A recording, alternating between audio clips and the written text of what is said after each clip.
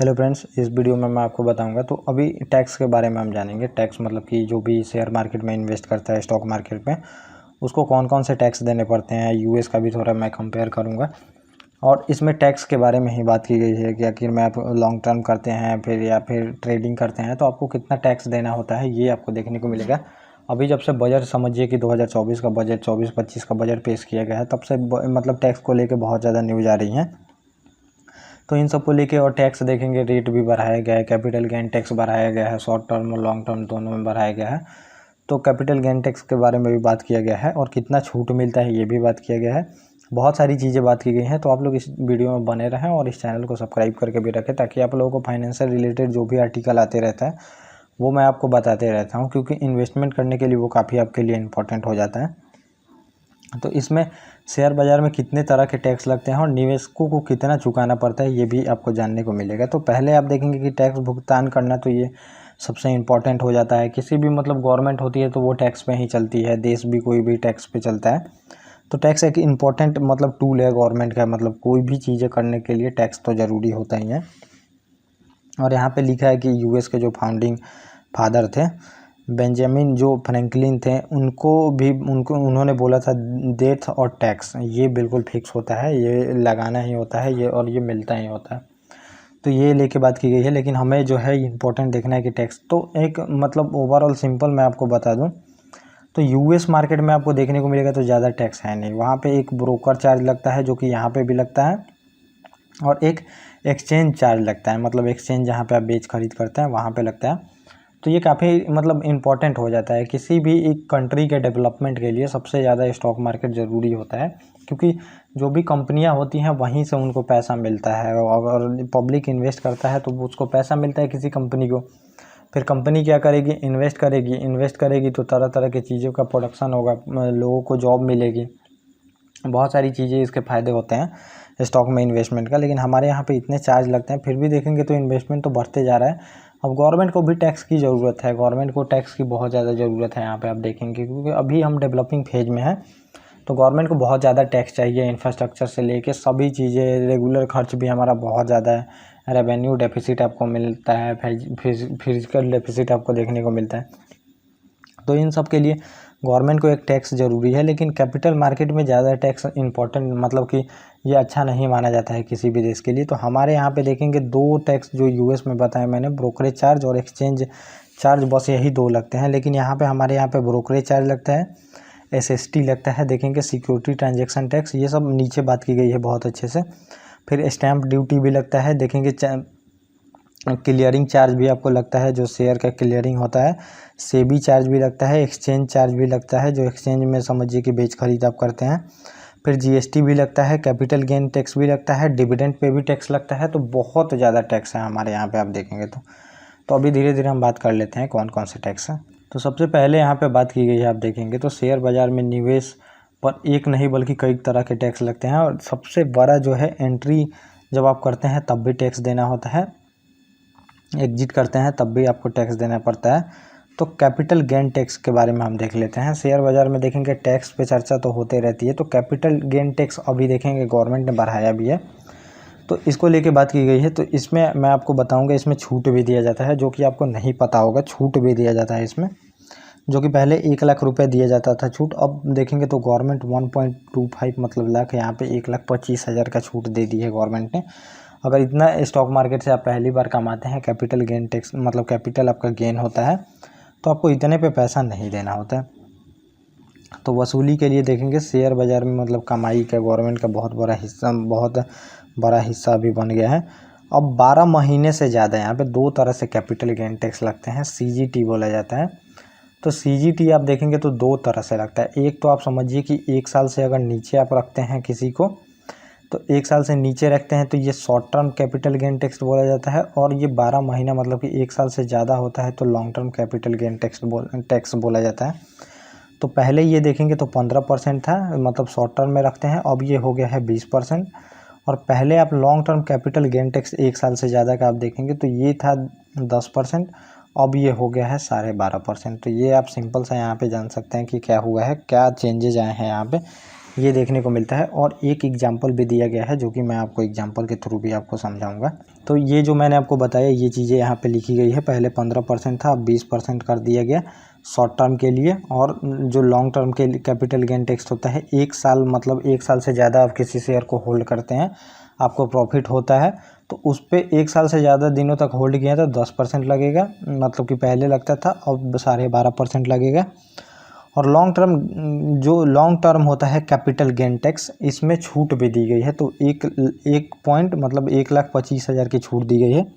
ये आप सिंपल सा समझ सकते हैं। 1.25 मतलब लाख रुपए से आपका अगर ज़्यादा प्रॉफिट होता है तभी मतलब आपको टैक्स देना होगा, ऐसे टैक्स नहीं देना होगा। जैसे कि यहाँ पे लिखा गया है, देखिए मान लीजिए 2021 में SBI का शेयर का प्राइस 500 रुपये था, मतलब 350 रुपये था, और आपने 500 शेयर को होल्ड किया तो ये आपको देखने को मिलेगा, ये जब कुछ सालों में बढ़ के 800 रुपये हो जाता है तो आपका जो कैपिटल है पूरी तरह से, ये आप देखेंगे तो 2,25,000 रुपये हो गया कैपिटल बढ़ के।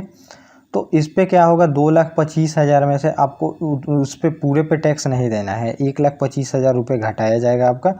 तो आपकी 1 लाख रुपये देनदारी होती है। 1 लाख पे आपको देखेंगे कि टैक्स 12.5% देना पड़ेगा, जो कि 12,500 रुपये हो रहा है।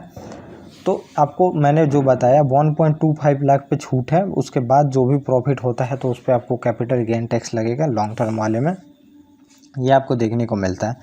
फिर आप देखेंगे डिविडेंड पे टैक्स लगता है हमारे यहाँ पे। एक तो आपने देख लिया शॉर्ट टर्म और long term capital gain tax. अब यहाँ पे देखेंगे तो डिविडेंड पे लगता है। डिविडेंड क्या होती है, कंपनी की कमाई होती है, कंपनी को जो प्रॉफिट होता है उसको डिविडेंड बोलते हैं। मतलब डिविडेंड के रूप में कंपनी देती है। अब जैसे मान लीजिए आपने शेयर उसका खरीदा है, तो जो शेयर होल्ड किया रहता है कंपनी उसको डिविडेंड के रूप में पैसा देती है। कंपनी को बहुत प्रॉफिट हो गया, अब कंपनी को कहीं इन्वेस्ट करने के लिए कुछ बचा ही नहीं है, कहाँ इन्वेस्ट करे, वो अपना जितना बिजनेस है एक्सपेंड कर चुकी है। तो वो जितना प्रॉफिट होता है तो थोड़ा बहुत पैसा रख लेती है, और जो प्रॉफिट होता है समझिए कि वो दे देती है लोगों को। तो एक तो आप देखेंगे तो कंपनी को जो प्रॉफिट होता है वहाँ पे भी टैक्स लगता है, आपको देखने को मिलेगा। कॉर्पोरेट इनकम टैक्स बोला जाता है, CIT आपने सुना होगा। ये कंपनी दे देती है अपने प्रॉफिट पे, फिर प्रॉफिट में से डिविडेंड वो बांटती है जो कि शेयर धारक होते हैं। फिर डिविडेंड पे भी जो समझिए जिसको मिलता है उसको देना पड़ता है, और डिविडेंड आपकी इनकम मानी जाती है। तो अब जो भी इनकम स्लैब है, जैसे 7.5 लाख, 10 लाख, और इन्होंने बना के रखा है उससे ज़्यादा, तो ये जो स्लैब आपने पढ़ा होगा तो वो आप देख सकते हैं। मैं अलग से आपको वीडियो वो स्लैब का बता दूंगा। जिस भी आप टैक्स स्लैब में आते हैं उसको आपको पैसा देना पड़ेगा। तो डिविडेंड हमेशा इनकम माना जाता है। जैसे अभी इस बार के बजट में देखेंगे तो 7.5 लाख पे पैसा नहीं देना है, तो 7.5 लाख तक आपको डिविडेंड मिलता है तो आपका टैक्स नहीं बनता है।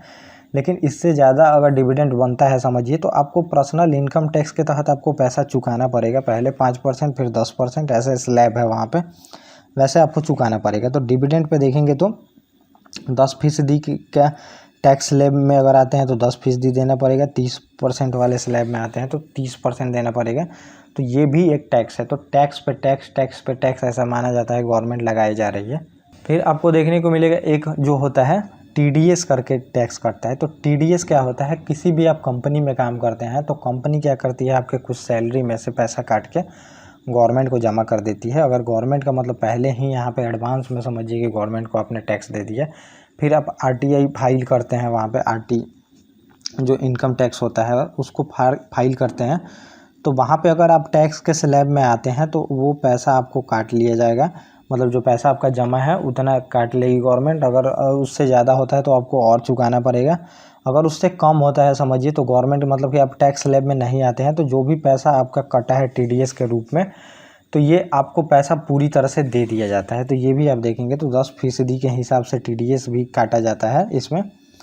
तो TDS काटा जाता है, वो बेच खरीद आप जब करते हैं और आमदनी उतनी नहीं होती है तो आपको फिर से जब रिटर्न फाइल करिएगा, आप रिटर्न फाइल करिएगा तो उस टाइम आपको दे दिया जाता है पैसा, अगर आप टैक्स स्लैब में नहीं आते हैं तो। और उसके बाद एक टैक्स और भी लगता है, सिक्योरिटी ट्रांजैक्शन टैक्स। जब भी आप बेच करते हैं, ख़रीद करते हैं, तब आपको ये टैक्स देना पड़ता है। तो ये SST बोला जाता है। तो इसको भी देखेंगे तो दिया जाता है, और ये ज़्यादा टैक्स नहीं लगता है, 0.1% लगता है। तो ये आप देखेंगे। और अगर आप ट्रेडिंग करते हैं तो 0.00 025 का टैक्स यहाँ पे SST आपको चुकानी पड़ती है। तो ये सिक्योरिटी ट्रांजैक्शन टैक्स है, आप खरीदते हैं तब भी लगता है, बेचते हैं तब भी लगता है। GST भी आपको देनी पड़ती है, इसमें गुड एंड सर्विसेज लगता है। तो इसमें देखेंगे सेबी चार्ज भी लगता है, ट्रांजैक्शन चार्ज वसूला जाता है इसमें। सेबी जो ट्रांजैक्शन मैंने बताया, सेबी के ट्रांजैक्शन चार्ज भी लगता है जो सब देखभाल करती है। और यहाँ पे GST भी वर्तमान में 18% लगता है। ये सब जो ये इन लोगों की कमाई होगी उस पर भी GST लगती है, ये आपको देखने को मिलेगा। सर्विस टैक्स है, जो सर्विस दे रहा है, जैसे देखेंगे कि बॉम्बे स्टॉक एक्सचेंज है, चाहे सेबी है, तो ये लोग क्या कर रहे हैं, सर्विस दे रहे हैं, उनकी जो कमाई होगी तो उस पर GST भी लगती है, ये भी आपको देखने को मिलेगा। और इस समय सेबी चार्ज आप देख सकते हैं तो 0.0001% सेबी चार्ज है। और यहाँ पे स्टैम्प ड्यूटी भी लगता है, तो ये लगभग समझिए 10,000 पे ₹1.5 का लगता है, तो ये ज़्यादा नहीं है। और ट्रेडिंग अगर आप करते हैं तो स्टैम्प ड्यूटी और कम है, 10,000 पे 30 पैसे ही लगेगा। तो ये आपको देखने को मिलेगा। तो इतने टाइप के टैक्स लगते हैं, तो टैक्स बहुत ज़्यादा ऐसा बताया जा रहा है। गवर्नमेंट को टैक्स में मतलब कि रिटेलर को अगर जोड़ना है तो टैक्स हमें कम करना पड़ेगा, तभी जाके रिटेलर जुड़ेंगे। रिटेलर तो जुड़ ही रहे हैं मार्केट से, लेकिन अगर कैपिटल मार्केट को ज़्यादा ग्रोथ करना है तो टैक्स कम करना पड़ता है। किसी भी चीज़ में आप देखेंगे कि इंक्रीमेंट करनी होती है तो टैक्स रेट कम किया जाता है। टैक्स रेट जैसे जैसे कम होती है, अभी हमारे देश पे देखेंगे तो टैक्स रेट अभी हमारे यहाँ पे बहुत ज़्यादा है। अभी GST की लगने से तो कुछ कम हुई है, लेकिन फिर भी बहुत ज़्यादा है। आप देखेंगे जितने भी कंट्री हैं उससे तो ज़्यादा ही है, और टैक्स रेट को लेके हमेशा बात की ही जाती है।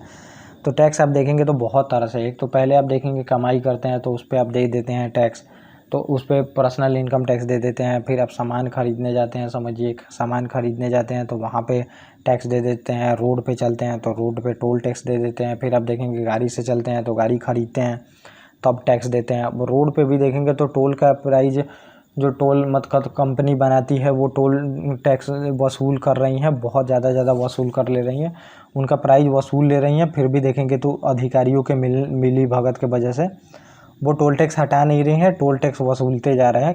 कोई भी कंपनी बनाती है तो उसको जो मिला रहता है कि जितना तुम लगाए हो, मान लीजिए कि 20,000 करोड़ लगाए, तो 20,000 करोड़ अगर तुम्हारा चूक गया तब आपको टोल टैक्स वसूलना बंद करना होता है। लेकिन ये कंपनियां देखेंगे तो वसूलते रह रही हैं और पब्लिक का जान खा रही है।